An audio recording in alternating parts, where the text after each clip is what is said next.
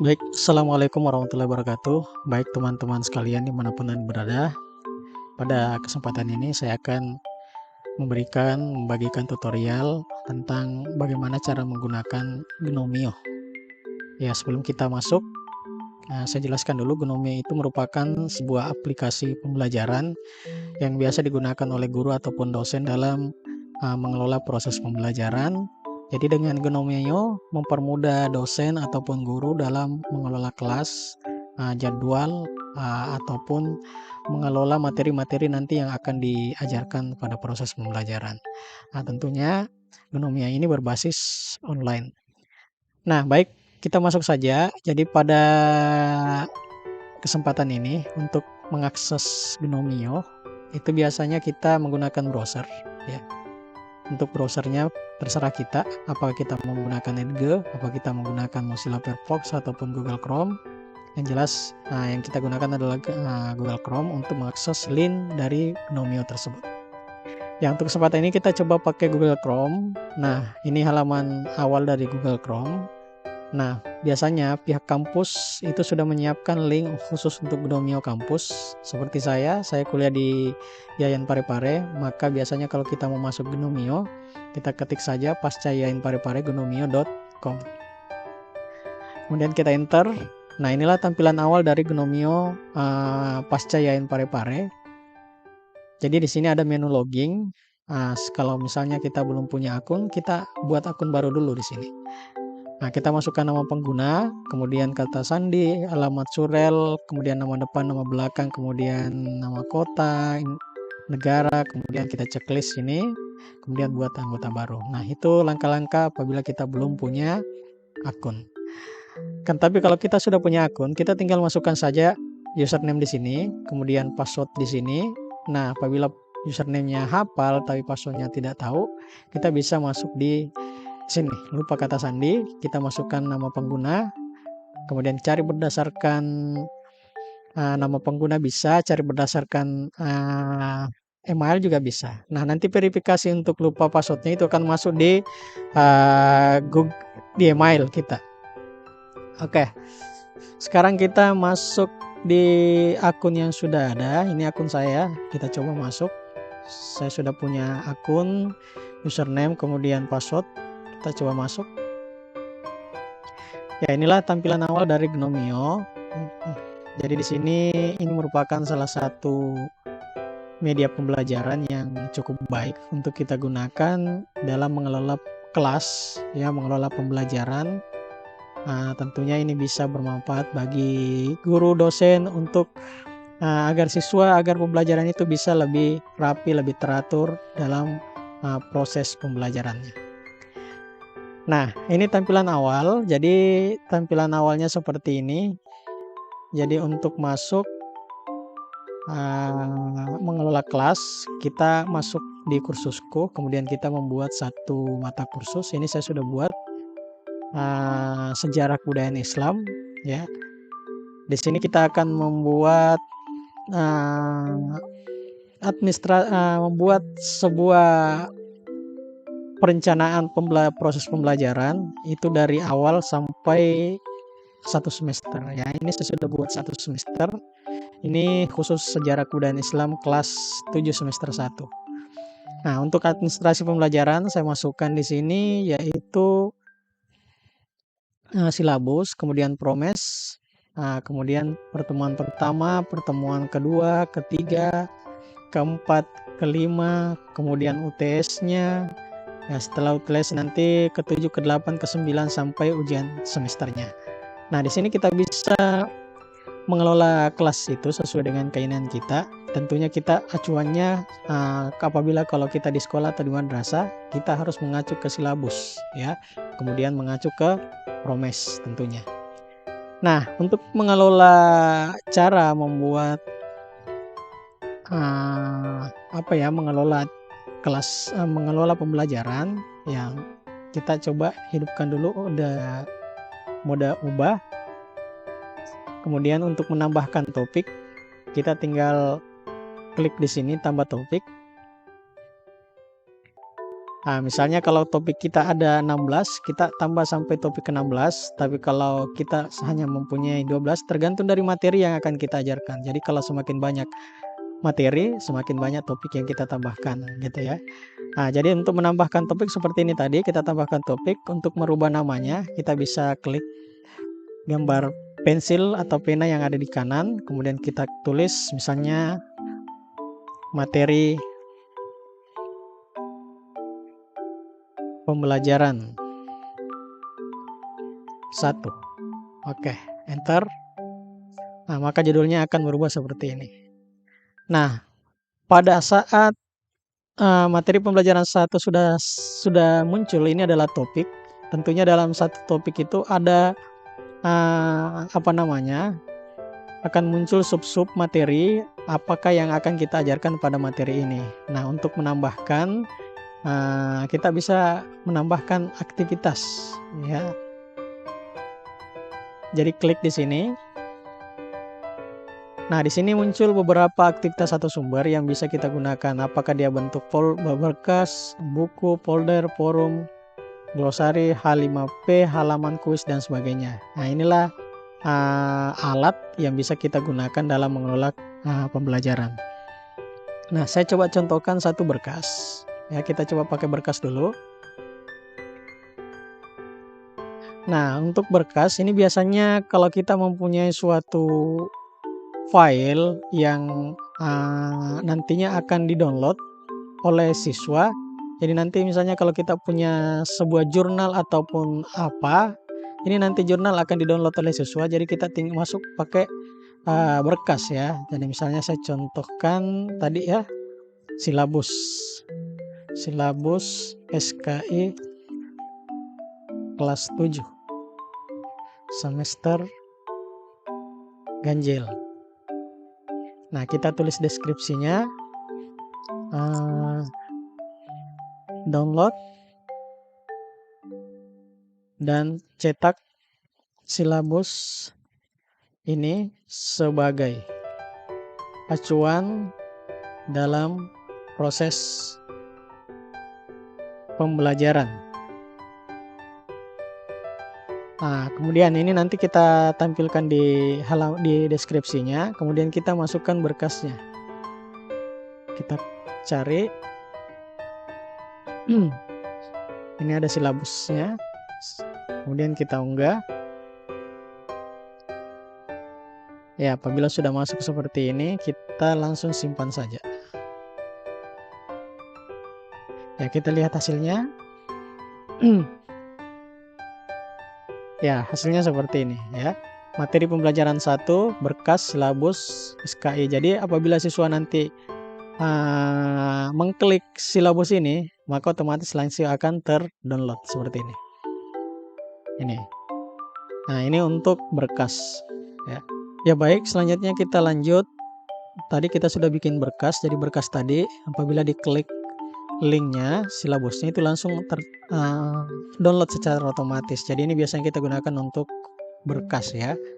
Kemudian kita coba menu yang lain, aktivitas atau sumber yang lain. Ada alat buku misalnya, kita coba.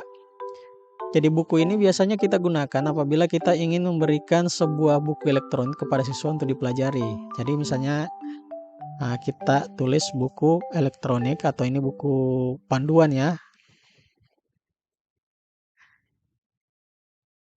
Kelas 7. Kita tulis deskripsinya atau petunjuknya. Bacalah baik-baik buku ini. Kemudian dipelajari sebagai bahan sebelum memulai pembelajaran. Jadi ini nanti kita akan memasukkan sebuah buku pembelajaran ya, sebuah buku panduan ya, panduan SKI gitu. Nah, untuk linknya kita bisa masukkan di sini. Biasanya kita menggunakan di Google Drive ya. Jadi kita cari dulu di Drive untuk mendapatkan link yang bisa diakses oleh siswa Ini sudah saya bikin. Kita klik kanan, kemudian dapatkan link. Kemudian kita salin. Kemudian kita tutup ya. Nanti pastenya di sini. Nah, inilah alamat link dari buku elektronik yang akan kita bagikan ke siswa. Jangan lupa kita checklist, tampilkan di deskripsi, kemudian kita simpan. Ya, kita coba lihat hasilnya bagaimana modelnya kalau menggunakan buku. Nah, hasilnya seperti ini. Jadi,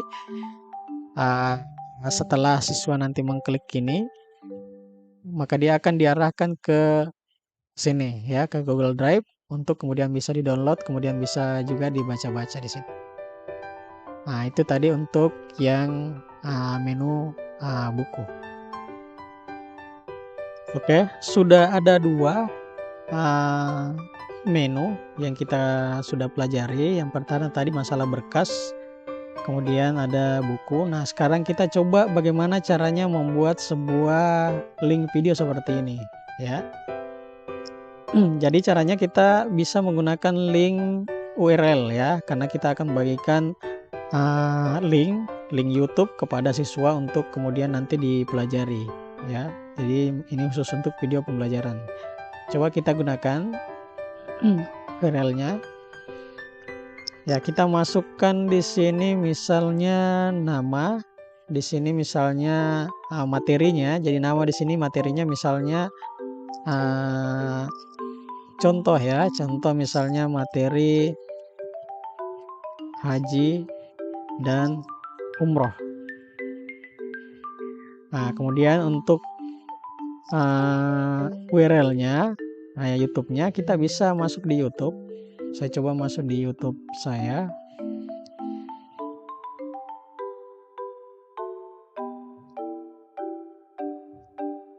Nah, ini ada materi ibadah haji dan umroh. Kita coba bagikan salin URL-nya. Kemudian kita paste di sini. Kemudian ya, untuk deskripsi ini kita bisa membuat sebuah gambar dari tampilan awal dari YouTube tadi untuk kita jadikan deskripsi. Jadi nanti tampilannya lebih menarik begitu ya. Caranya kita bisa masuk di YouTube kita dulu.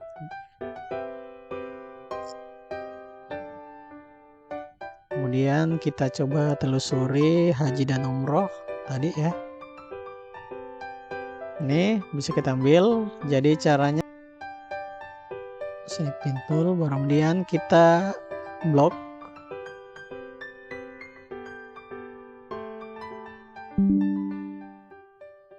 Ini kita bisa copy, kemudian kita paste di sini.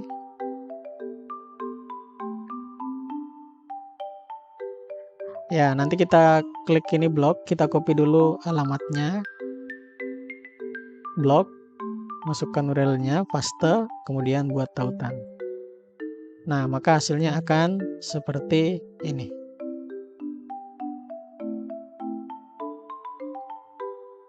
Ya, jadi kalau diklik ini, dia akan masuk ke YouTube-nya. Seperti ini. Oke, selanjutnya kita ke menu berikutnya. Jadi sudah ada 3. Yang pertama berkas, kemudian buku, kemudian video pembelajaran yang sudah kita share tadi ya, caranya, tunjuknya. Nah, sekarang kita coba mungkin belajar masuk di menu yang mungkin yang ini sering juga kita gunakan, terutama pada saat ujian semester ataupun tengah semester. Kita bisa menggunakan penugasan ya, penugasan dengan kuis ya. Kita coba dulu penugasan ya. Penugasan ini biasanya kita pakai untuk ulangan harian. Misalnya untuk penugasan ini biasanya kalau kita ingin membuat menyuruh kepada siswa ataupun peserta didik untuk membuat semua resume ataupun makalah. Jadi misalnya di sini kita membuat resume. Misalnya contohnya sekali proses proses kelahiran Nabi Muhammad Shallallahu Alaihi Wasallam. Nah, kemudian deskripsinya untuk perintahnya, jadi kita bisa di sini buatlah sebuah makalah atau resume tentang proses kelahiran Nabi Muhammad Shallallahu Alaihi Wasallam. Nah, kemudian minimal 10 halaman. Ini ditampilkan. Kemudian instruksinya bisa kita copy ini saja ya, supaya tidak terlalu banyak. Kemudian berkasnya misalnya kalau ada contoh misalnya makalah yang yang kita ingin tunjukkan kepada siswa bisa kita tambahkan di sini. Tapi kalau tidak ada kita kosongkan saja, tidak apa-apa. Nah, kemudian di sini kita aktifkannya pengajuan dari tanggal berapa, kemudian tanggal jatuh temponya itu tanggal berapa, batas akhirnya ini kayaknya tidak usah diaktifkan. Kemudian ini nanti untuk mengingatkan kepada dosen ya untuk diperiksa. Jadi kita tinggal setting saya di sini ya. Kemudian jumlah maksimum berkas, misalnya kita pilih berapa yang diunggah, apakah 20 atau 1 berkas, ini tergantung kita. Ukuran maksimalnya misalnya 100 MB. Nah, pilihan diterima, berkas yang diterima apa, misalnya kalau dia bentuknya semua berkas bisa kita perubahan. Kalau misalnya dia PDF atau Word ya kita rubah di sini PDF atau auto ya, jadi kita pilih semua berkas saja. Kemudian kalau sudah kita simpan ya.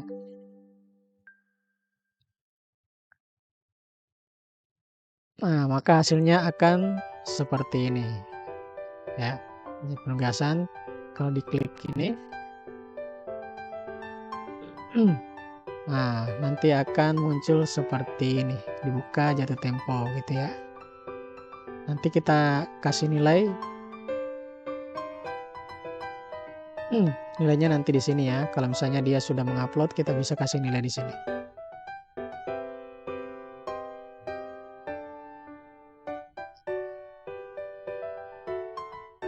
Ya, itu tadi ya untuk menambahkan penugasan. Ya, jadi sudah ada 4 yang sudah kita bahas, ada berkas, ada buku, kemudian URL, video pembelajaran dengan penugasan. Ya, mungkin cukup itu saja dulu kita bahas pada kesempatan ini. Ya, semoga pada tutorial ini ada manfaat dan ilmu yang bisa kita dapatkan. Sekian, Assalamualaikum warahmatullahi wabarakatuh.